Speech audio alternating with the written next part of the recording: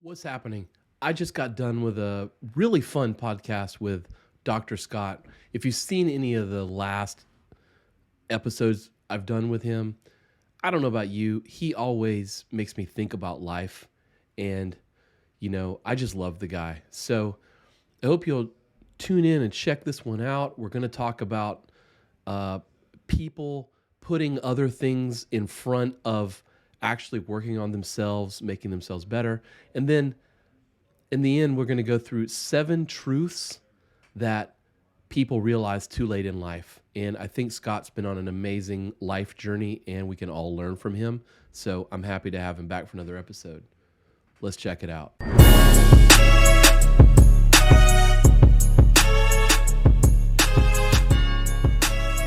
Welcome to the Warrior Mindset Podcast. We're your guide as you make your way through life, getting better 1% every day.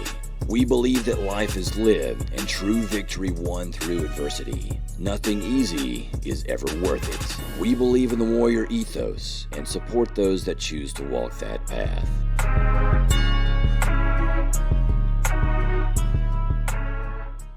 All right, Scott, welcome back, man.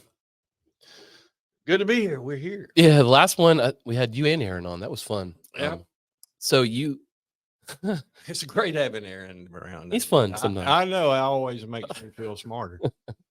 Well, you sent me this text, and I believe it was like a cool idea for a podcast. It was filling the hole, which I like. But you said capitalism, politics, shopping, anything to keep me from working on me, a lifelong diversion. And I was immediately intrigued. It's something that once it's brought to your attention, it's hard to let go of it after that. It's like, it's like it's one thing to have a hobby. Yeah. A hobby's like something that's healthy for you. That you Right. to take your mind off Right. of whatever. Yeah, that kind of thing, and something that stimulates you intellectually, etc. But then hole filling. Is that a hobby? It's not a hobby. Yeah. It's something you're doing in order to avoid really working on yourself. Right. It's like the guy in New Hampshire who was going to go down to the Mexican border because he was really angry about what's going on down there. Yeah. So he was going to go from his comfortable home up near the Canadian Yeah. border. The first thing I thought was, man, what hole is that guy trying to fill? Yeah. What are you worried about? It's like I know my problem lies with our country's border 2,000 miles away. Right. Yeah. Clearly doesn't affect me in New Hampshire. Not one bit. And that's Aren't they like also? No, is it Vermont? One of them's like the most democratic state. Oh, Vermont. Yeah, Vermont. Yeah, I always. Which they touch, right? They're like, yeah, it's like the butt and the belly. yeah. I don't know how many listeners I have in New Hampshire and There's a Vermont, friend- but probably zero now. A guy I know used to be a big Republican here in the state. I guess I won't give his name. And he used to be head of the Republican Party because he never could get elected. Okay. And that's how that works.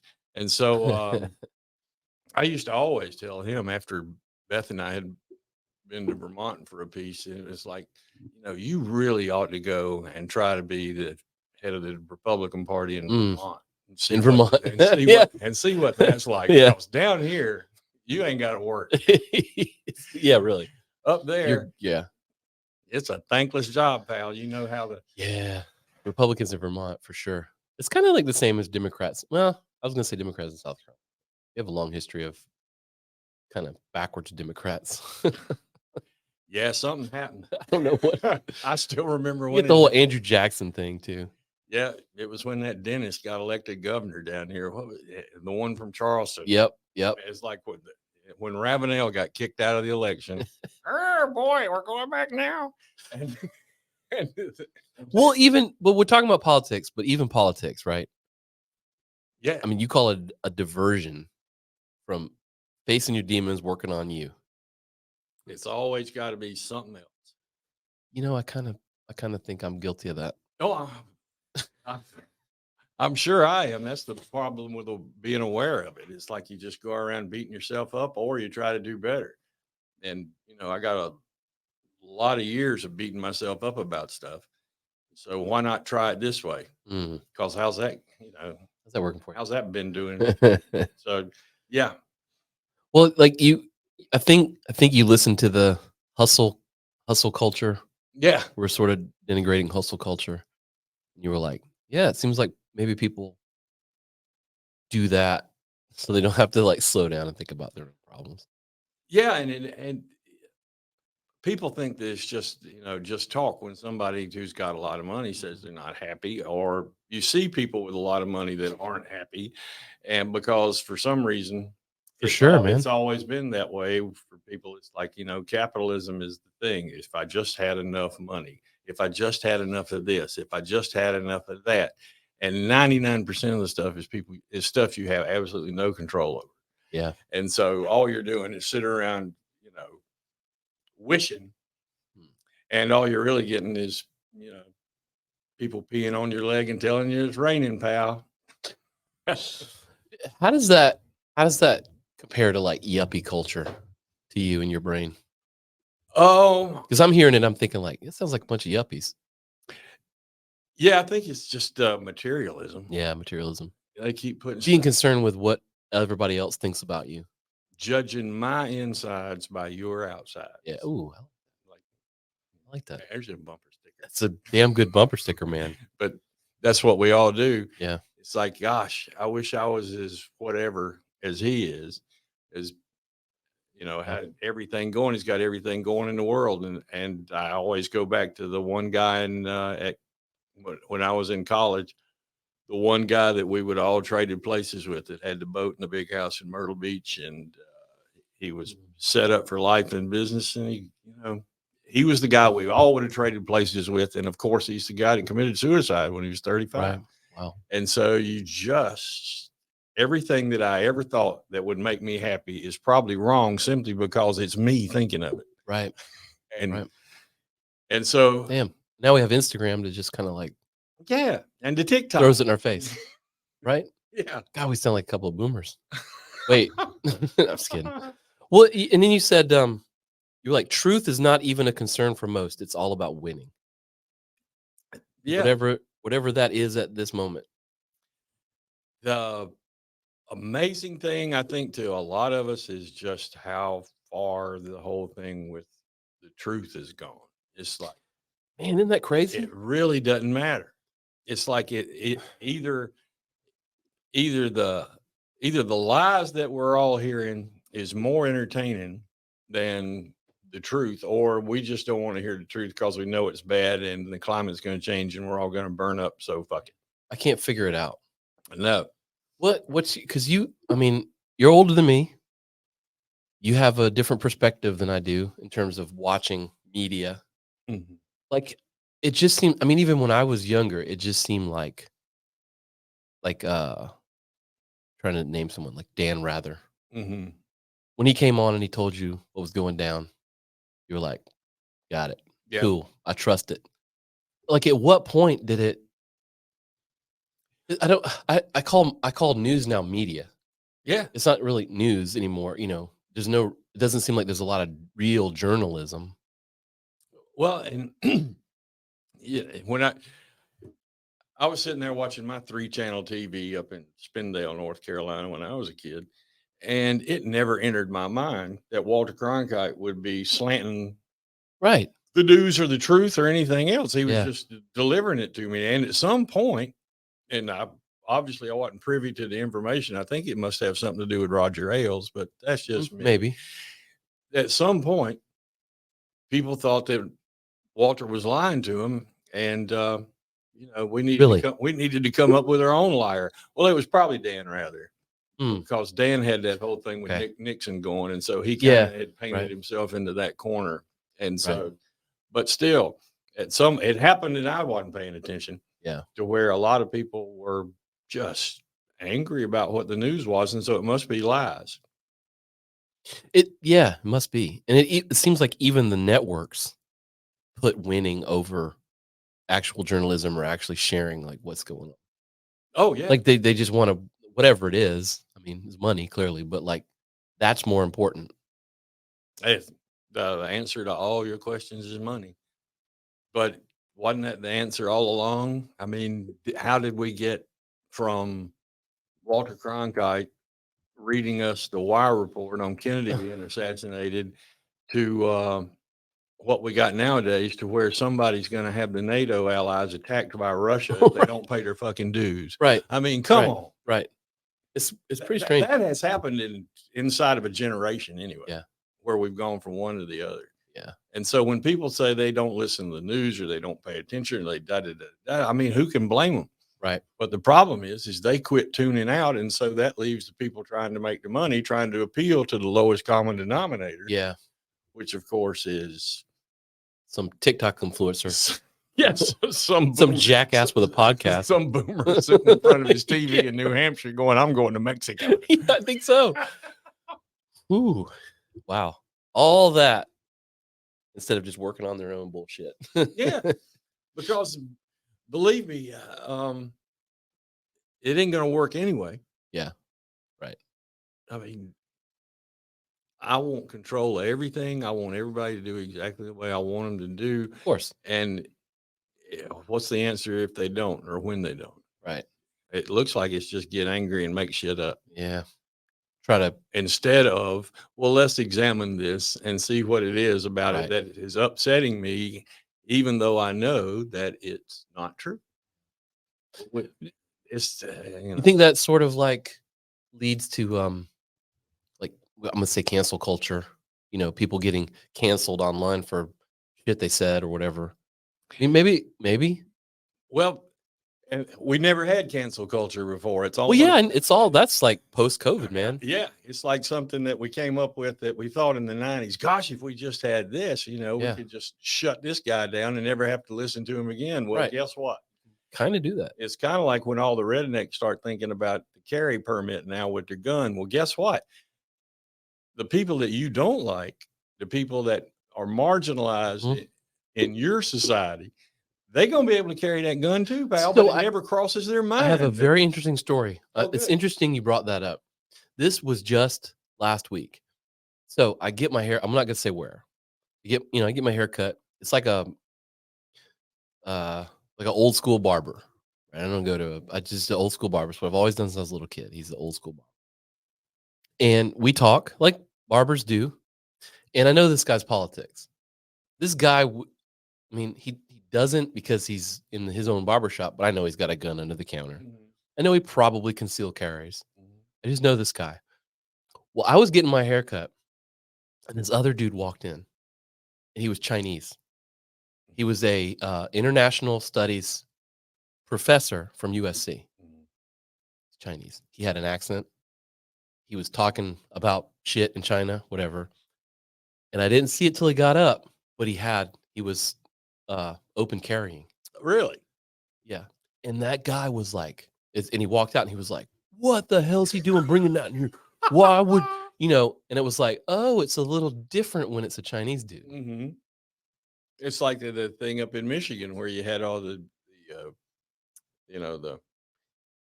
people that were up there demonstrating against the governor. What's her name? Whitcomb. Or yeah. And they tried to kidnap her. Yeah, that's right. Yeah. And they all had their damn AKs and all this kind of stuff. Right. Well, then the black bikers showed up with their AKs, and guess what? This ain't cool.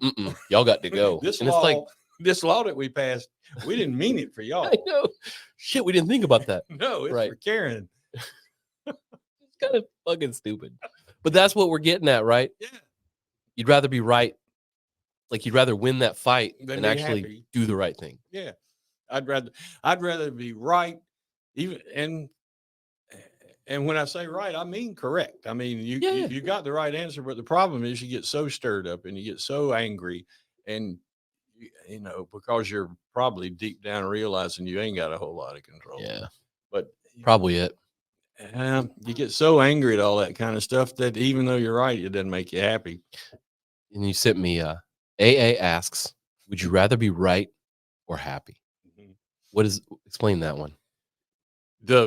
What I was just saying about would you rather be in an argument or listening to somebody else talk and you're justified in your thought and you know that whatever they're trying to present to you is wrong or not the correct or not your worldview or whatever.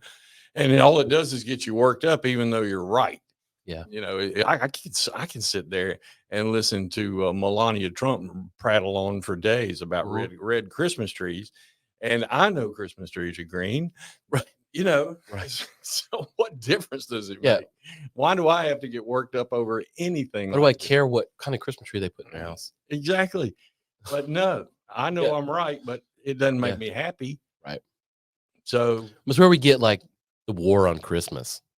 It's like we can't say Merry Christmas. I'm like, people say Merry Christmas to yeah, me I think all the time. I that's don't think it's a problem. that's some more Roger Ailes stuff Yeah, I there, think so man. too. It's a slow news day. Let's make shit up. Yeah. That's just holy shit, man.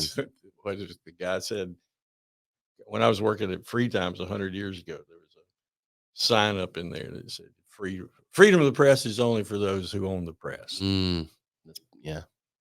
No shit. All right. So then you sent the right or wrong of their cause. I loved your text. That's why I was like, you gotta the right or wrong of their cause aside, they sure are miserable people in their thoughts and actions.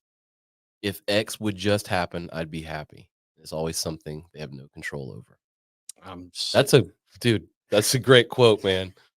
it, and it's I'd like to say that I thought of it, but Mhm. it just it's the kind of things that I've picked up that just ring true when you see the poor son of a gun going with the army of God down to the Mexican border to clean things up Yeah. when he ought to be up there at the St. Lawrence Freeway keeping those blasted Canadians out of our place, taking our jobs. They took our jobs. Whenever I read that, I had to look his name up just to make sure I was right. Whenever I read that, I immediately thought of It's a Wonderful Life, Yeah. like Old Man Potter. Oh man. Right? But Yeah. you know what I mean? Like Yeah. I immediately thought of like this lonely, miserable person. And that's a caricature, right? But everything they do is to make other people as miserable as they are. Right? I think that's probably a very empathetic way to look at other people. And that might sound very cynical, but I think it might help you. If you just like, what is that guy's fucking problem? But you just realize maybe they're miserable. Hmm. And the way they deal with the world is to try to make everyone miserable too. And even though you think you're the smartest person in the room, you have these duh moments where it's like, you just want to walk up to the guy and say, "How's that working out for you?" Yeah, I love that. How's that working out for you? Yeah, I mean, you seem to be just the most miserable Yeah, person on this planet. yeah, So, don't you think you might want to, change yeah, something? And he's going to say, "Well, people never change," and I beg to differ. yeah. I'm not sure we've got free will, but I've seen people change. You said that to me a couple times. The One free of will thing. Where are you coming at? Where are you coming at with that? the fact the way our brains work and the fact that every emotion, every thought, every action that we have is a combination of a chemical and an electrical impulse in our Oh, you're brains and bringing in our science to the nervous table. system. Yeah, I'm afraid so. But See, I'm a flat earther. I deny science. oh, Just kidding. well, it's Valentine's Day. Yeah. Let's go to Valentine. This probably is probably too late. This won't be heard on Valentine's Day. But just the emotion of love. Yeah. You know what it feels like. Right. You don't know how to conjure it up because that's not how it works. It's kind of like some things like forgiveness. It's like it just Huh. occurs. You just can't Yeah. forgive somebody. Interesting. It just kind of happens. And it's kind of like that way with love. But when you come back to it, that feeling is still something that's produced in your brain Huh. by a chemical reaction and an electrical impulse across all that stuff that you got up there. Hmm. And so, Okay. oh, that's where we work from. Is that right there. There's no So you're just a there's no guy organism trying to get dopamine going. exactly. Yeah. Good old dopamine. Yeah. I mean, it's not like there's a guy in a long white gown and a white beard sitting up in your head going, this is what we do. Yeah. No, everything. It comes down to the same old biochemistry that Hmm. you slept through in college. But I didn't take biochemistry in oh, college. God Man. Almighty, you're blessed. But I was a studio art student, man. I was liberal arts, bro. I didn't. The extent of my science was geography. see, that's why the GPRs are broken. It is. You shouldn't have the same degree. I know. Not at all.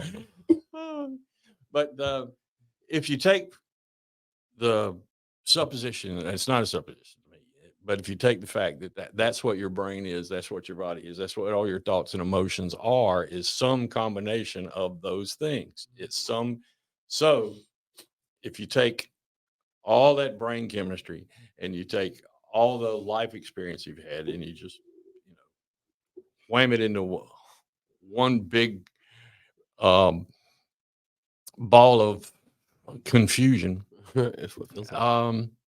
it really comes down to the fact that if it's your life experience, if it's your genetics, if it's your brain chemistry, and if it's what we hear in recovery all the time, which is that everybody's doing the best they can given their character defects and given their environment and their emotional upbringing, et cetera, et cetera. Given that, then everybody's doing the best they can. My response to that is that if that's true, then we have no free will. Hmm.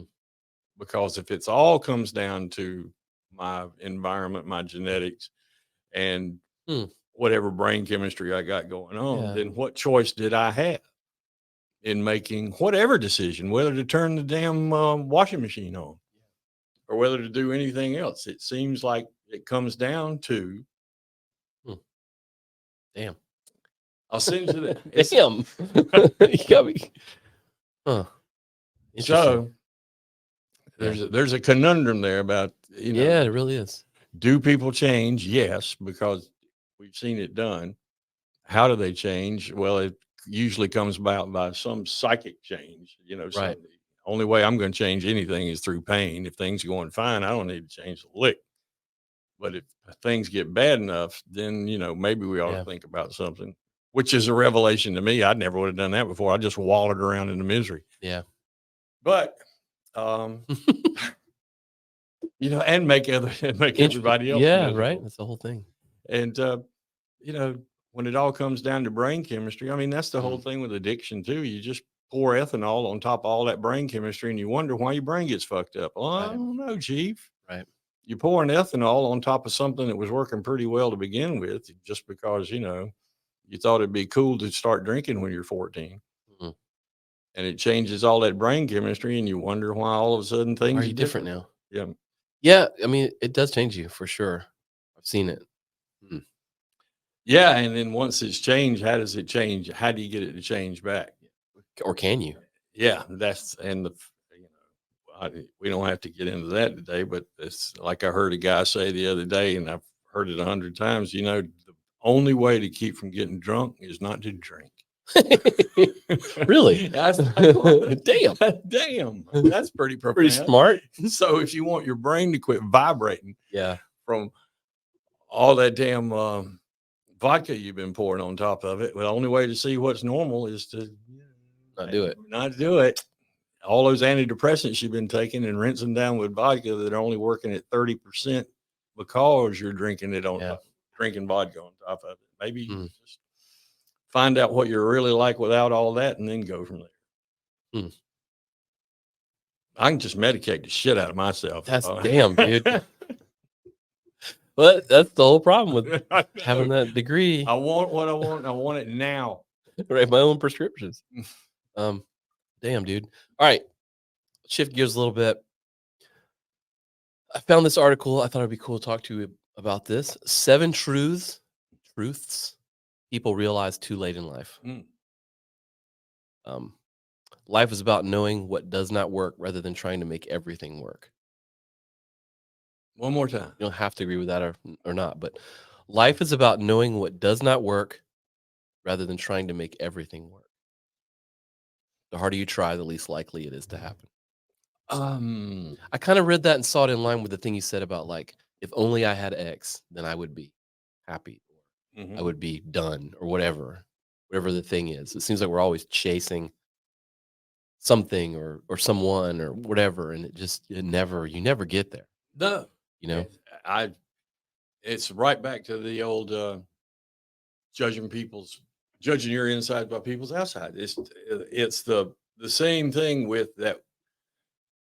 We're presented with all these things that are making all these that appear to be making all these other people happy. Yeah. They appear to be living this kind of life, that kind of life. What we what I always hear said is, I want what he has. Yeah. And the problem with that, of course, is we don't really know You don't know what he has. what he Yeah. we not a lick. Yeah. But we don't ever sit down to think what would make us happy. We sit down and think, well, it's making Taylor Swift happy. Maybe if I do it Right. that way. Right. We all sure thought Will Smith was happy. You I know what I know. mean? Yeah. He wrote that book and all that, and it I was know. like, oh, he's not doing too well. No. And there's probably one choice in his life that he probably could have made better, and Yeah. it was probably picking a wife. Or that one. That one. All right, 7 truths. So the first one, you can't have it all at once. You can disagree with these. Mhm. Can't have it all at once. I kind of agree with that though, because it never seems like everything is all in place at one time. Like, like you'll be doing good in business, making money, but you're kind of fighting with your wife, Mhm. or everything's great at home. Like kids are doing well, your relationship's doing well. You're really having to work your ass off at work. No, it's whack-a-mole. Yeah, it's life is whack-a-mole. And It's just going from one problem to the other. yeah, and when you go back and look at it, they're probably 90% of my creation. Probably. And, But and, yeah. and I saw a shirt that said, remember you did this to yourself. I really want that shirt. I know, especially with a belly in the, He did it. at the bottom of it. Self will be like stretched out. Oh man. But All right. no, if you have it, for the people that we've seen in our lives that have it all and who got it all quickly, it's all downhill from there. Yeah. Because once you got it all, Right. Like those guys that peaked in high school. yep. You're like, bro, been a long time since you played high school football. And guess what? You go back for your 50th freaking high school reunion, and everybody falls right back into those. I went to my 20th, and it was really funny. It was the same little pods of people. Yeah. I was like, guys, it's been 20 years. Like what? Or 25 or whatever it was. Come on. I know. Same people doing the same shit. We were in a consolidated high school, and go back for that reunion. It still splits off into the people from this town, the people from that town. Why we never liked them, even though it's been. We had this one guy in high school, Robert. Everyone picked on Robert, man. Like it was like every little group picked on this guy. Mhm. And we were at the 25th. He had like one friend. It was his cousin. And we were at the 25th reunion, and I was sitting with Michael, his cousin, and a couple people were like, "Where's Robert, man?" He's like, "I don't think he's coming." Like, well, you're friends with him. Text him, see if he's coming. And he showed us all the texts, and it was like, "Fuck those people." That's what he wrote back. Like, I don't think Robert's coming. It's like he remembers. Robert's holding on to something. It's fucking. It was really funny. Robert, how's that working out for It you? was really funny. It was like, fuck those people. All right, number 2. Yeah. It's worth taking a few steps backwards for happiness. I I agree with that one. Yeah. Sometimes it's not about whatever you're chasing, man. Just chill a little bit. I know people in business that are just like super aggressive all the time. It's like you can't be happy. Mm. You just don't seem satisfied. Like I don't know that you want to just be like, okay, I have a little bit, I'm satisfied. Fuck it. Like that's probably not the best outlook, but like, you could take a few steps backwards. Yeah, that's the whole thing. That's the trying to fill the whole part. I think so. It's either going to come from, if I'm trying to fill a hole that shouldn't be there, but it should be filled with some sort of spirituality. And I'm not talking about big G God Yeah. here. I'm just talking about doing the Yeah. next right thing and being a good person. And if I'm trying to fill a spiritual hole with a physical or chemical answer, then I'm destined not to work. But of course, I'm sitting there thinking, well, I'll be the guy that'll work for. Yeah. Here's what they all did wrong. Hmm. They didn't. Right. They didn't take the fentanyl with the Yeah. dialogue. Right. So Yeah. maybe we try it that way. But that's how like a lot of businesses get started. Like I can do it better than the other person. Mhm. So I'm going to go start my business and do it better. You quickly realize I'm just like everybody else. I'm not doing it better. Yeah. All right. Everyone enters your life with a purpose. It's interesting. That's an interesting one. It made me think about like new acquaintances and things, Mm-hmm. and like what do I derive from that person, or what are they maybe getting from me, or whatever it is. It's an interesting way to think about And it can change. people. Yeah, I think so. What do you think? You agree with that one? I do. I run into new people all the time who will tell me something that I hadn't thought of before, and the big change is being able to admit I hadn't thought of it before. But I do think everybody's got a purpose in it, whether in your life, whether it's positive or negative. There's a quote in the thing here that says, allow people to come and go as they please. Most of them are temporary.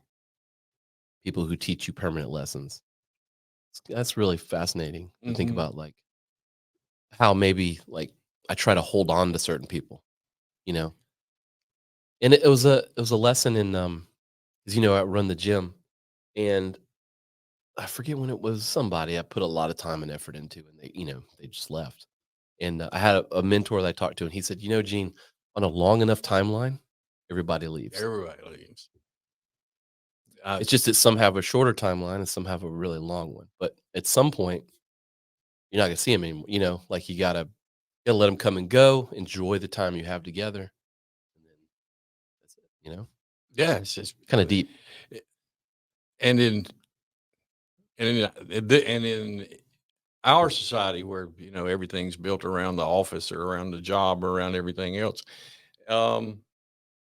you don't realize how transient it is until later on. Yeah. I mean, you could work at Blue Cross for 20 years. Well, guess what? It's been 20 years since that 20 years, and they don't think about you anymore. Yeah. But you're sitting here thinking about crazy. You're thinking about them, and all the. And finally, you get far enough removed from it to where you see that, God, dog, I wish I'd have known all along that it really didn't make a damn as much as it seems like it did. Right. I wouldn't lost all that sleep. I wouldn't have that much anxiety over it. I know. Right. It's like when you sit around and sometimes you look at these second world countries, you think, God, it might be a whole lot easier this way than sometimes. Yeah, I think about that too. Like the natives who lived here first, and we were like, you should live in houses. You should pay taxes and have plumbing. And they're like, what is all this? We got to figure it out. Maybe they did. All right. No one is coming to save you. You own your life. That's just like, shit my dad said to me. I still don't know what he meant. But like, that's probably a good one, to realize a little bit earlier on that like, you want something done, you kind of need to like own it and do it. Well, and when I think about somebody coming to save you, it's the satisfaction that you get from being able to do it yourself. I mean, if somebody comes to bail your ass out every time, you're going to repeat the same damn crap over and over again. Right. We've seen it enough. I mean, that's another one of the things. And you still see it keeps happening. And it doesn't matter how much I get up there and rail against it. I know. And say, guys, don't do it this way. I mean, kids are just the perfect example of it. That's where my brain was going. I was thinking about not long ago about how, my son's talking about he needs a new car to get a house. He's newlywed, yada, yada, yada. Mm-hmm. Has not asked me one word yet about what's a good idea for a mortgage or anything else like that. And then not last week, I read in the Wall Street Journal that nobody like 90% of people never ask their parents about any financial advice at all. I was like, well, there you go. I bet they asked their grandfather. You know, that's funny. I ran my own business for 15 years, 14 years. You know, I made all the same stupid ass early mistakes everybody makes running their own business. Like all the dumb shit. And then I had sort of repeated some stupid shit. And that was the first time I asked my dad for like advice on business. And my dad had run his own business for a long, like, you know, he'd run his as long as I've been running mine, plus the 30 years before that. You know what I mean? Like, it was like, all this resource, the whole, it's all right there. why didn't I just like get some advice? Like, I don't understand that. Now it's a resource I don't have, you know, and I'm like, God, I should have been talking to you, you know, a lot earlier. And he helped me figure out how to get out of some trouble and stuff. And yeah, why the fuck didn't I do that? Yeah, it's a great. There's a good PhD thesis there because I mean, like you're saying, the guy he's successful in what he's doing. He's been doing it the right way, you know, and everything that you'd want. Or at least he's made the same dumbass mistakes I have and fixed it. Yeah, and could tell you what to avoid. And all that kind of stuff. For some reason, which I didn't go any deeper than that we just don't ask them, but we ask our grandparents. Yeah, I guess you would. I guess because weird. I guess because your grandparents aren't the ones that kept you from going to the prom because you made 4 F's. Yeah, they're not going to punish you. Yeah, maybe so. But yeah, own it, man. Own it. All right. Decisiveness is about letting go of control. Damn. You can unpack that one. So is that another way of saying that you need to look at things from all different directions? Or not sure, man. That's why this guy writes, that's why I follow one simple rule. Whenever you encounter a hard decision, act first, think later. I don't know if I'd agree with that one. Well, I got a betting history. I got a gambling history that but here you go. I'll talk to him about. The biggest paradox of life is as long as you want to have control, you can't have it. There you go. I think that's the heart of it. Right.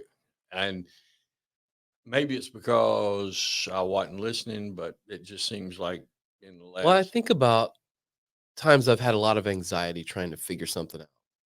And it's usually because I want a certain outcome.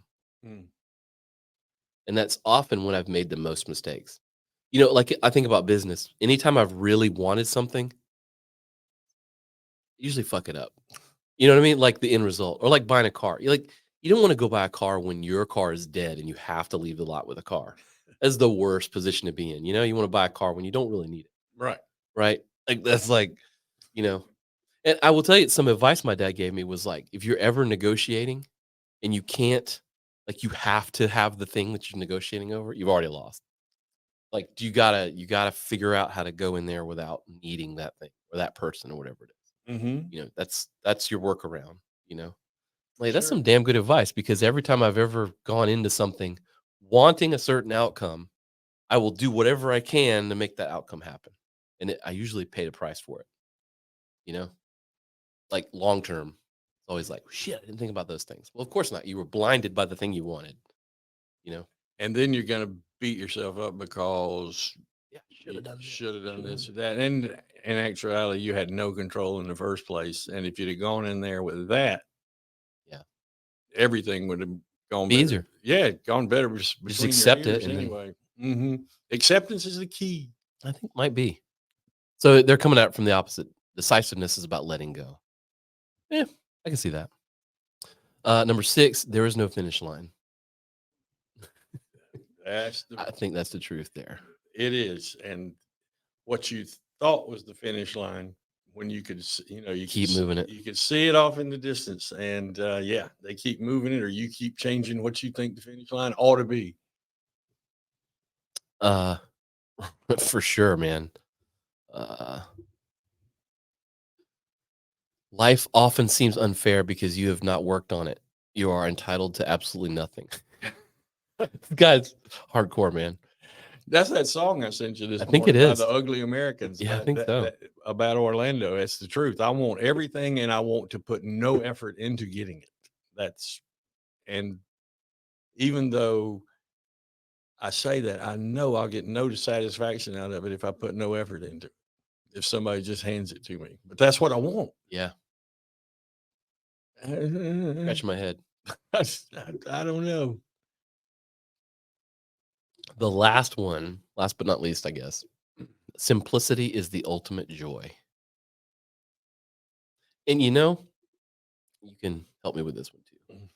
I think that as I get older, that's so true because it's the shit that like when I was younger, I used to think like, man, if we go on this vacation and we go to this cool place, it's gonna be really cool.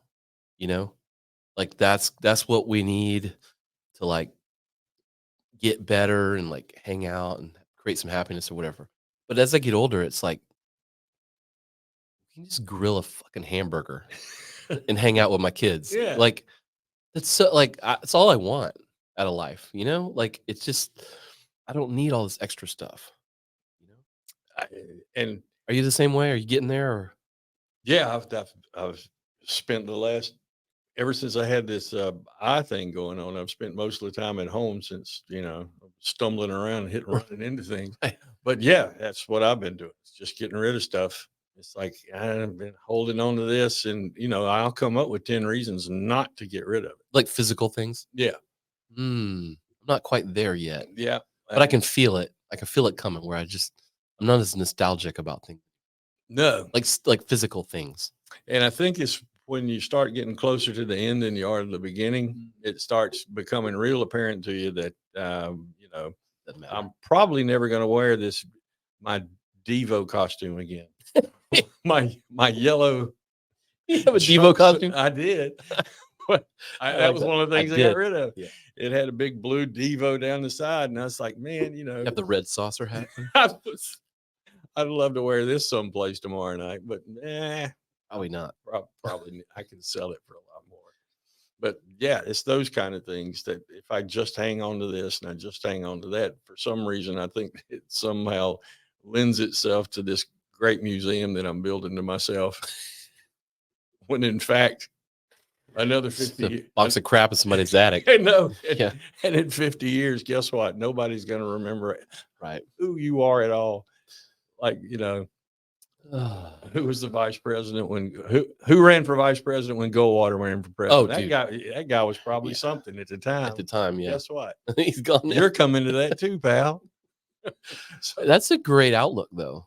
Like, yeah, think about that, man. Like, I have a friend that he actually I think you might know Aaron. He made the field notes, big bearded guy. He's got a hat that he made. It says "Get Cosmic."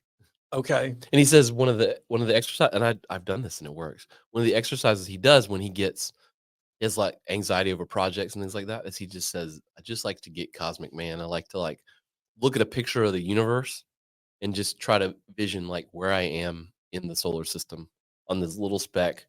I'm like a flea, on the butt of an elephant. Like I'm just a speck." And it like all this shit it's just another thing, man. Like I'll finish the project and move on. It just doesn't matter, It's